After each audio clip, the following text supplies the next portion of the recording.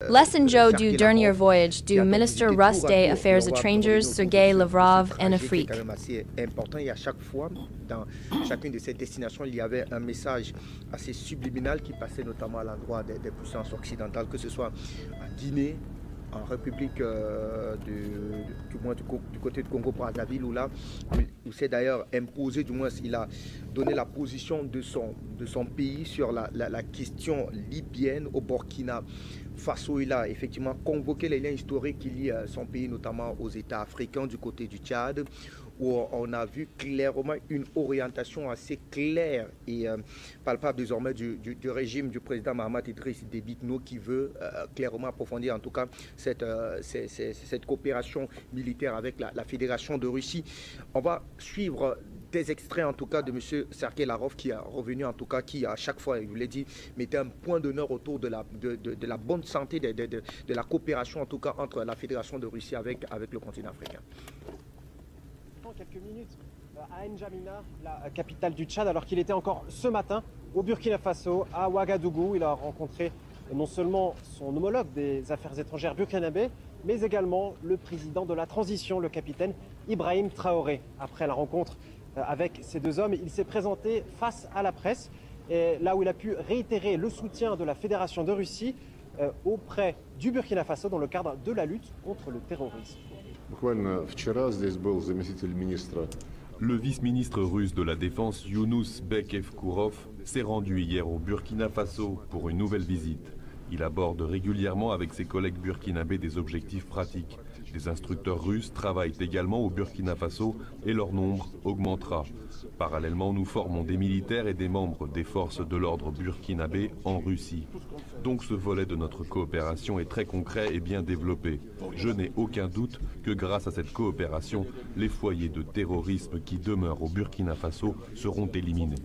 J'ai également pu poser une question au ministre burkinabé des Affaires étrangères concernant le développement des relations bilatérales entre le Burkina Faso et la Russie.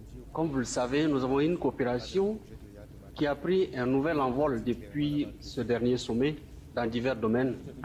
Vous savez qu'au niveau de la coopération en matière de défense et de sécurité, nos deux pays ont franchi des pas énormes. Et nous avons eu une séance de travail intéressante hier avec le ministre Lavrov, au cours de laquelle nous avons convenu de la nécessité d'accélérer la diversification donc des échanges commerciaux, mais aussi l'élargissement des volumes pour être en conformité avec les orientations qui ont été données par les chefs de l'État. Naturellement, dans le domaine économique et commercial, il y a des pas importants encore à franchir et nous pensons qu'à travers les contacts, nous allons pouvoir atteindre un niveau qui correspond au souhait des chefs d'État de voir se diversifier les échanges, mais aussi le volume des échanges.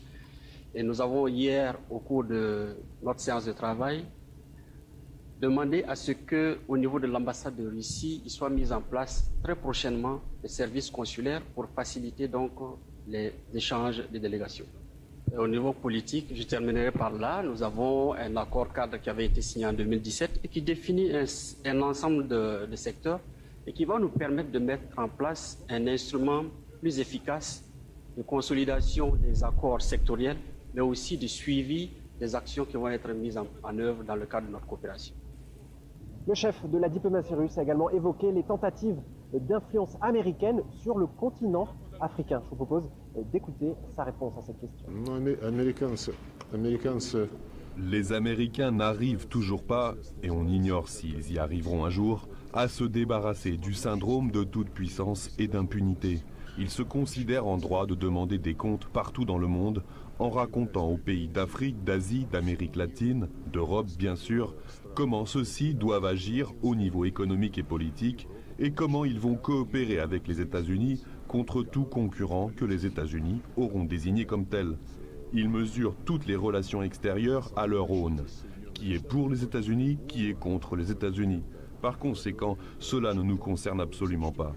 Nos relations avec nos amis africains se développent exclusivement sur la base de l'intérêt mutuel, sur la base du bénéfice mutuel et sur la base de l'égalité absolue. Voilà donc ce que l'on peut retenir de la prise de parole de Sergei Lavrov un peu plus tôt dans la journée à Ouagadougou, la capitale burkinabé. alors que le chef de la diplomatie russe est maintenant à N'Djamena, la capitale tchadienne, où il est en ce moment en train de s'entretenir avec son homologue tchadien, et il devrait se présenter face à la presse un peu plus tard dans la soirée.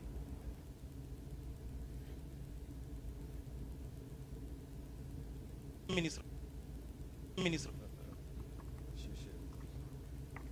Je vais répondre d'abord sur la question avec la France. Je suis très étonné, peut-être que je vous invite à regarder l'histoire du Tchad et à voir nos relations avec la Russie. Pourquoi ça n'a pas remis en cause nos relations avec la Russie, avec la France depuis 60 ans? Pourquoi? Parce qu'on intensifie les relations avec la Russie, ça peut remettre en cause nos relations avec la France. Je ne vois pas le rapport. La France et le Tchad ont des liens séculaires, historiques, nous continuons ces liens, mais nous ne sommes l'otage de personne, ni de la France, ni de la Russie, ni d'aucune puissance ou d'aucun pays. Vraiment, je trouve votre question un peu difficile à comprendre, à moins que il y a des sous-entendus que vous n'avez pas dit. Mais la position du Tchad, elle est claire. Nous sommes un pays souverain, nous tenons chèrement à notre souveraineté et nous développons les relations avec qui nous voulons. Et nous continuons à entretenir des relations avec qui nous voulons. C'est ça qui s'appelle la souveraineté nationale. Je suis un peu étonné de votre question. Avant de laisser le ministre continuer, je vais rebondir sur le sujet.